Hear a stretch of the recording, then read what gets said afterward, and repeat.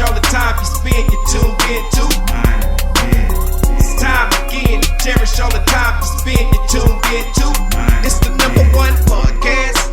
The topics of discussion when we broadcast. So all them artificial man jokes, we do it natural from the concrete to a public standpoint. Real, wherever you're from, life is coexistence, but to know the real, you just gotta listen. Wherever you're from, life is coexistence, but to know the real. What's up, everybody, and welcome to the 52 Scott Podcast. I'm your host, K Money, and in the building with me, my co-host Slash, Freddie G, and Comedian 96. Collectively, we are the Mind of Men. You can find us on X, formerly known as Twitter, at 52 Scott Podcast, Instagram and Facebook, the 52 Scott Podcast, and if you're on YouTube, don't forget to like and or subscribe. What's up, fellas? Welcome to another True Tuesday episode. Man, today I thought we'd discuss something that I don't think we've talked about since we've been doing our podcast, and lately, not lately, but just since the year has began, a lot of strange shit has been going on. And me, like I think I mentioned in the previous podcast, out of the four of us, I'm the one that thinks more on the conspiracy level. And this group that I wanted to talk about today, I feel has a lot to do, in my opinion, with a lot of the strange shit that's going on in the world today. And that's ISIS. We've heard about ISIS a lot, right? So I just wanted to talk about, one, who they are, how they began. Do you guys feel that they are they do have a lot to do with some of the stuff that's going on in the world, and just just dialogue on how we feel about them as a whole. Now, first off, I wanted to go ahead and tell you guys a little about this group organization. ISIS, first off, is the acronym which stands for, I'm sorry, I ain't got that ready. It stands for Islamic State of Iraq and Syria. Now, they actually go by several other names, but that's the one that we all hear the most. And ISIS is a powerful terrorist militant group that has seized control of large areas in the Middle East. They're infamous for their brutal violence and murderous assaults on civilians, and this self-described caliphate has claimed responsibility for hundreds of terrorist attacks around the world. So again, going back to a lot of the things that's going on, on New Year's Day, there was something that occurred in New Orleans that we'd never talked about, and I wanted to go ahead and bring that up since we're speaking about ISIS, because I do feel that they kind of motivated this gentleman that caused this terroristic act. Mm-hmm. I feel like they influenced him, so to speak. Yeah. And what gets me is this gentleman was a veteran, and the incident that I'm speaking of is he had a vehicle, and he drove this vehicle down Bourbon Street, and he killed several pedestrians and injured many more. Yeah, I remember that. Now, this guy was a veteran, so he had, I don't know if he had ties to ISIS or not, but he had, they did find, I think, paraphernalia that kind of connected him to ISIS. And my thing is, his house, at his home? Yeah, at his home. They found things that tied him to or I think readings or something on those lines. Mm-hmm. And my question and issue is, for someone that did serve, the country like I did, I don't see how they can turn against the country and do something of this nature, and cause the pain and catastrophes that was caused. Comedian 96, you about to touch on something? Yeah, remember earlier I've told you that organizations like ISIS, they have sleeper cells here in the U.S. They'd be your regular store owners, your corner store owners, regular club owners. You never know until they get the order. You don't know. Yeah. So they keep them silent until they need them to do something. Once they get that call, then they got to do what they have to do. So that they're all over the country. A lot of people you would never know. Day to day, in and out, you'll be like, oh, he cool. And then before you know it, he's driving his truck up Bourbon Boulevard. Yeah. And not to take away from what you're saying, but I just want to bring this fact in since you're talking about ISIS. Now they've put a Patel over the federal side. I mean, the federal FBI. Mm-hmm. He's a Patel. That's from that country. Mm-hmm. Now, my thing is, if you know, why did you put him there? Is it because you think he has the proper way to talk to these people to keep them from, creating terror in America? Or is it so that you can have first dibs on terror in America because you got this guy who knows the language? Are you trying to stop something? I mean, I'm just trying to figure out, because he was just put in place like a week ago or a week before. Over the FBI. Over the FBI, Patel. Yeah. So let me make sure I'm following you here. Basically, you're saying that he appears to be the same ethnicity as a lot of the ISIS people. Right. Okay, I'm following you. So you get what I'm trying to say. Why has he been put there? Right. Yeah. What is it that he's? You think it's more to it than just his qualifications? Exactly. And here's my thing about that. And I don't want to say I watch movies a lot, because I do. Mm-hmm. But this can turn around for the worse, man. Yeah. I totally agree. So let me say this. If there are any government officials, namely the FBI, CIA, who are listening to the 52 Scott podcast, we are in no way, shape, or form associated with ISIS. We do not support ISIS. We're merely journalists at this point, putting out information and forming our own opinions on things that we see. Again, we are not associated, affiliated, or support ISIS in any way, shape, or form. Now, with that being said, what's the first? ISIS is an acronym. Mm-hmm. What is the first letter? K-Money, you mentioned it. I want to hear it again. What is the first letter in ISIS? The first letter is I. That's an acronym for what? Islamic. So I think that this is all religious based. ISIS. You think ISIS is all religious based? I think that it has a lot to do with religion. What's the second I? The second I is Iraq. I think that it has a lot to do with the Muslim religion. Yeah, probably. I mean, I would think so, because we've known in the past that most Muslims have a calling for their Jesus or their God. And usually they think they're chosen. They think they're chosen. Correct me if I'm wrong, but they think that when they die, they're doing it for their country. And they're gonna get X amount of wives, whatever the hell that they do, and all of that stuff. I don't know much about the Muslim religion, but they think differently than Christianity. Right. Now, here's what I would want to know, and maybe y'all can enlighten me. There are terrorist attacks by ISIS all over the world. Yes. Is there anywhere documented that you guys know of that these terrorist attacks are within other Muslim countries? Or is it all countries that's Christianity based, that's Christian based? I don't know. I couldn't answer that question. Yeah, I couldn't answer that one. That's a good one, because they just been attacking. ISIS again. The acronym is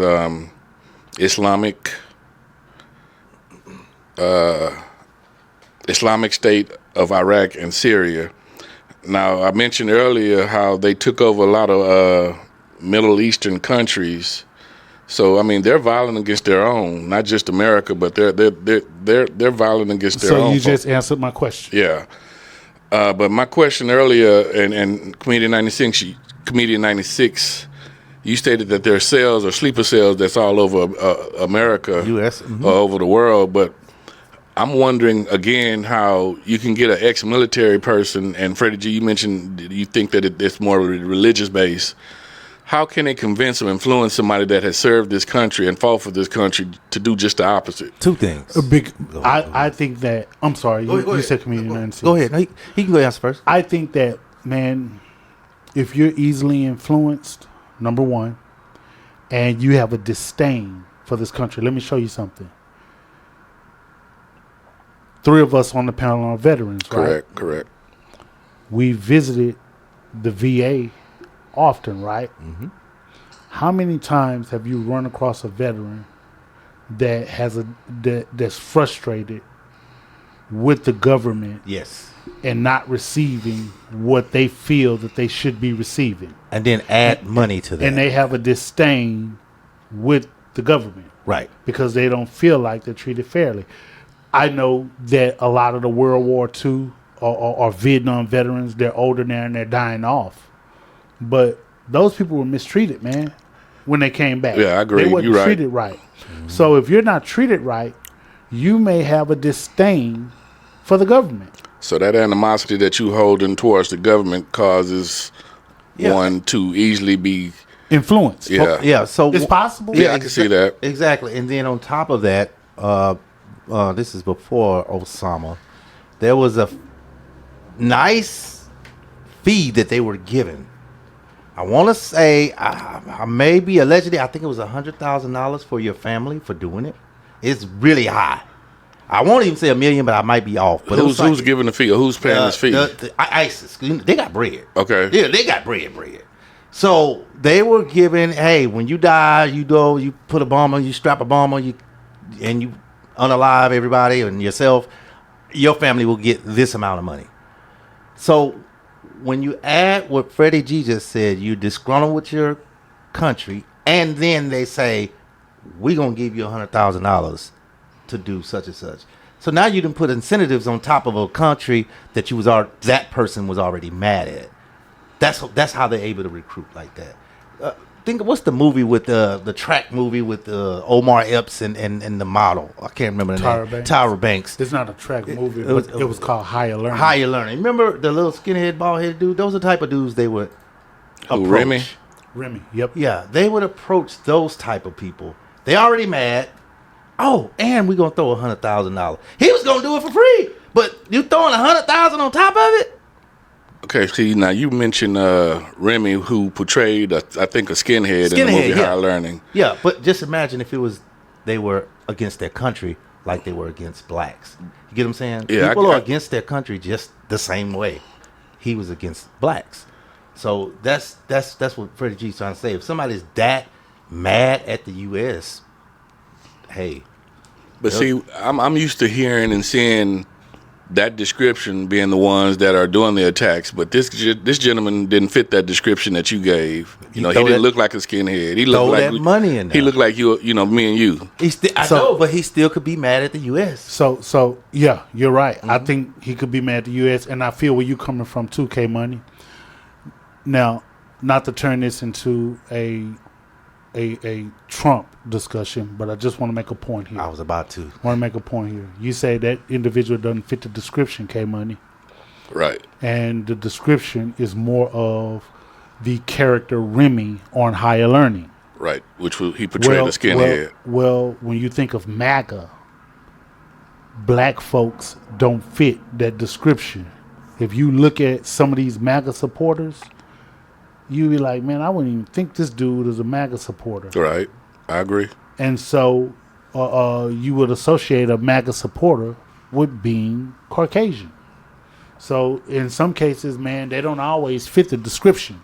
Mm-hmm. You know, and this dude here, and from my understanding, when they raided his home, not raided, but when they searched his home, they found Islamic paraphernalia and books.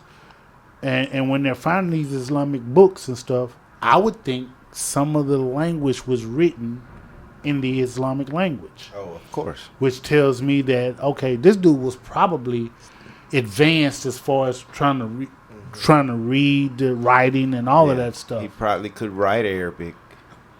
Well, see, some people, I don't think he was born reading. He had to study this stuff. You know what I'm saying?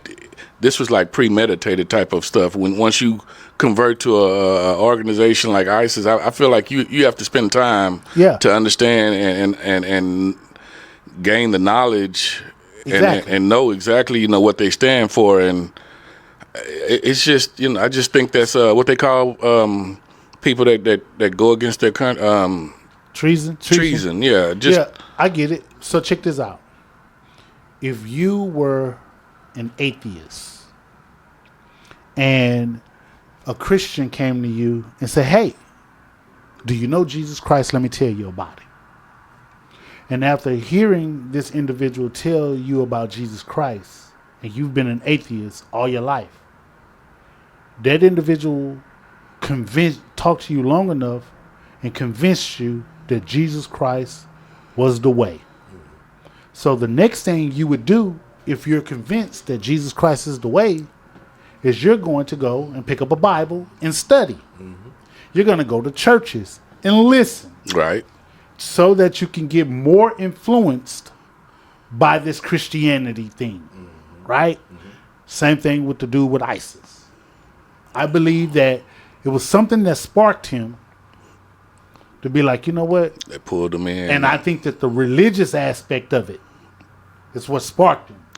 And just like Christians and other religions, you got bad people within those religions. You got people like, I don't know if y'all can recall this, back in the 70s, Jim Jones. Yeah. Back in the 70s. Cult leader. Yeah, the cult leader. Mm-hmm. I remember He that. used Christianity for negativity. Mm-hmm. Right. And that's how most of those cults operate, honestly speaking. Right. They use religion to try to get folks in and pull them in to get them to follow. Yeah, so and not to take the conversation in a different direction, K-Money, but I cannot not say what I'm about to say. Right. And that is, a lot of slave owners use religion to oppress black Slaves. folks. Yeah. Facts. So Good point. you'll use religion to reel you in. Right. And if you want to make somebody conform to what you want them to do, negatively, they'll find something to support what you need to do that's negative, that's associated with this religion, if that even makes sense. It does, and it actually shows how smart these leaders are in ISIS also, because they know exactly some of the things that they can utilize to recruit folks. Well, does it show how smart they are, or does it show how easily influenced the follower is? I think it's a little bit of both. Yeah. Because I can understand, one being upset with, how our government is operating, being an ex-military person myself, but I just can't see myself, going to the measures of trying to react against my country just to make a point. Exactly. I just don't think it's worth it. Since I'm going to touch on 47 a little bit more. Go ahead. And since we're on the terrorist topic, have you been watching the news? Yeah, I watch it pretty much faithfully every day. See what they're doing to the cartel and the MS-13. They have 47 has passed a law where he's making them terrorists now. Oh yeah, and I mean he they're terrorists. He should, because some of the stuff that they do, it gets deeper. It's terrorist acts. Well, I mean they act almost as just like their violence is no different than ISIS. Right. Okay, ISIS. if he's able to make MS-13 terrorists, what happens to the GDs, the Bloods, the Crips? MS-13 is a gang. Same thing. It turns if into he makes the same them thing. terrorists, do you know how many people will be locked up? But you know how many people locked up now? No. You don't understand. Getting a charge as a terrorist, your life is over. That's what I'm trying to say. So, I'm thinking broadly now. I'm like, okay, if you get locked up for being a gang member, that's it.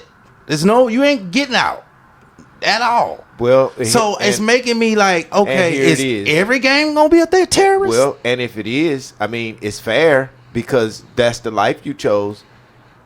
Just like the people choosing to follow ISIS. That would cut every terrorist. That would cut every gang out in the country And if he did if that. they don't get him first. Well, I don't see the example you just gave as far as the gang members and things of that nature being classified as terrorists. MS-13, that's a gang. Yeah, but aren't they mostly made up of possibly illegal US. immigrants? Yeah, but they're in the U.S. Well, just because you're an illegal immigrant, that doesn't. So let me put it to you this way: you could be a U.S. citizen, been in the U.S. all your life, and never made a trip outside the U.S. You could be a high school kid, and if you walk into school and say, "I'm gonna blow it up," that's a terrorist threat. So that makes you a terrorist because you made it. I hear you. It's a threat. It's a terrorist threat. I got you. Okay. So you being a gang member, you're a threat. And if you get caught and I'm a blood or I'm a whatever, I'm a this. Yeah, that's a question. I don't know if he'll do it like that. Yeah, because if he was able to do it in MS-13, it should scare all the other gangs. All I'm saying is it's fair. You know, it's fair, bro, because if you are out here committing crimes, there's a place for people. There's a place for criminals. They built that because what we do want is a safer place to live. I mean, I've never been a gang member. You know, I'm not into gang violence. I don't hold people up. I don't rob people. I don't carjack. So I don't want it done to me either. So I feel it's fair if these are the type of actions that you're doing, you should be held accountable as terrorist activity because that's what that is. If somebody come and grab on your door handle and snatch you out the car, that's terror. Yeah. I said that's terror. Yeah, it is. Yeah. It's fair. It's fair. Okay. Hearing you say that EP98 has me wondering and thinking, gangs would be the ideal recruits for ISIS. You would think, especially if Trump does something like this. Oh, especially now, because they're like, well, I'm gonna go to jail for terror. They finna give me 100 racks. I might as well go to jail for real. Like, you know what I mean? That's how they think because now you're going to jail for nothing if they actually pass that. So for they're all the looking other at gangs. ISIS and treating them as terrorists, right? When they catch these terrorists or they catch these people, what are they doing after they catching them? Are they locking them up in the U.S. or are they deporting them? Well, I don't know. Just past the last. Just Okay. Food for thought. Are they locking them up here or are they deporting? Deporting. I would think that if they're illegal, they're being deported for sure. Now, I would think so too. If they're illegal, they're being deported, right? Now, Crips and Bloods. You can't deport them. If they lock you up here, that's money for the jail system and free labor. That's right. Exactly. That boy. Now, earlier, I just want to go back to the New Orleans guy, what he did on New Year's Day. Yeah. So what I do know about him, and you mentioned that they went into his house and they found a lot of, different paraphernalia. It could have been stuff that he was using to build bombs. But what I do know is that he lived in an Islamic community, which was a small gated community right off of the north side of Houston, not far from T.C. Jester. The community is so small. I mean, it's gated. So in order to get, it's one way in and one way out. It's one way out. In order to get in, you have to contact the person who you come to visit for them to open the gate for you to go in. So all I'm saying is, where he came from, there's more. You get what I'm saying? Yeah, I hear you. And that's the scary part. That's the scary part. That's one reason I kind of wanted to do this type of show, to kind of educate us and those that are listening on what to look for and how to identify a possible threat, if there was one. But I also mentioned how there was a lot of stuff going on at the beginning of this year, with these planes dropping out the air. Oh, man. I feel, again, with my conspiracy mindset, I think that possibly has a lot to do with ISIS and, I think that's me thinking. You guys feel that way? Some of them was a bird strike. I had seen a bird strike. Y'all, I meant to tell y'all that on last. One was just here read a FedEx. Yeah, man, that was a big hole. That little bitty bird did that. Yeah, I seen here recently FedEx are playing the port engine No, the starboard engine Was on fire. was on fire. I saw that. And due to a bird strike. And then there were 2 that collided at an airport. Now those That's strange. possibly. And at You're that right. point, when it's stuff like that, not the birds hitting the plane or the plane hitting the birds, but when it's something dealing with air traffic control, you got to think, what are y'all doing? You know, because I mentioned before, I was on a plane and it was another plane flew too close to us. I mean, we ended up at the same longitude and latitude. It should never happen. Yeah, I totally agree. You know what I mean? Not in 2025. At Shit the like same that point shouldn't in be time, happening, bro. We should have never been right there together for an accident to even happen. I was on the plane, bro. Both planes could have went down. It was just that close. We should have never been at the same place at the same time, going that fast in the air, where there's not that many travelers. I can understand on the street, you know, it's traffic, but it's not that much traffic in the sky like that. We should have never been that close. So I do kind of blame some of it on air traffic control. And the reason why I say that is because what we do know about any job and any company and anybody going to work, everybody not doing their job the way they supposed to. People are cutting corners on their jobs, doing what it takes to get by.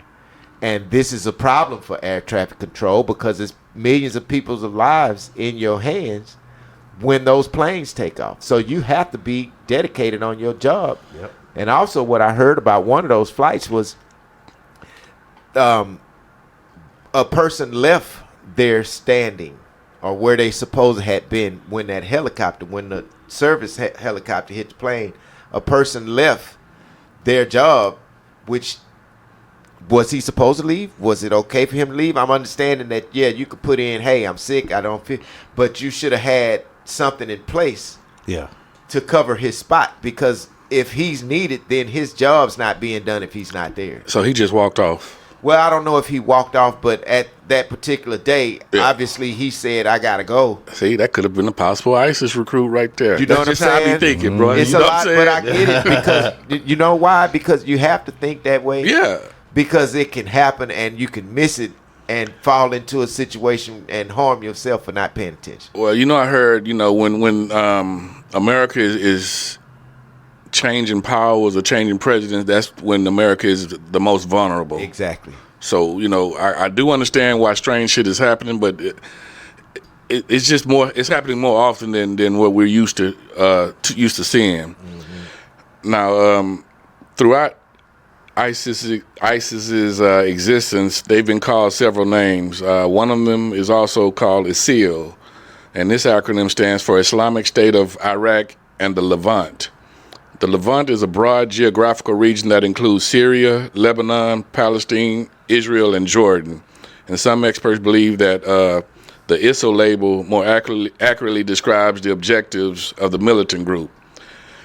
IS or IS also is a name which is just the Islamic State that they also go by. And in 2014, the militant group announced that they were officially calling themselves IS because their goal for the Islamic State reached beyond the areas identified in other titles. I don't know if this show educated anybody out there that was listening, man, but I just wanted to bring awareness because, you know, it's a lot of strange shit going on in America, and we definitely need to wake up. These next 4 years are definitely going to be challenging to us and for us, but we don't want to make it easy for our enemies to threaten or attack us like we have been in the past. So again, I just wanted to try to bring a little knowledge and awareness to those that are listening, and hopefully this show is done. So y'all go ahead and hit that like button. Appreciate y'all joining us. Peace out. This concludes another True Tuesday episode, and be sure you tune in tomorrow for another episode of Women Wednesday with Freddie G. Don't forget to follow us on X, formerly known as Twitter, at 52 Scott Podcast, Instagram and Facebook, The 52 Scott Podcast, and if you're on YouTube, don't forget to like and or subscribe. And to all my 52 Scott faithfuls, it may be new to you, but if you heard it here, then you know it's true.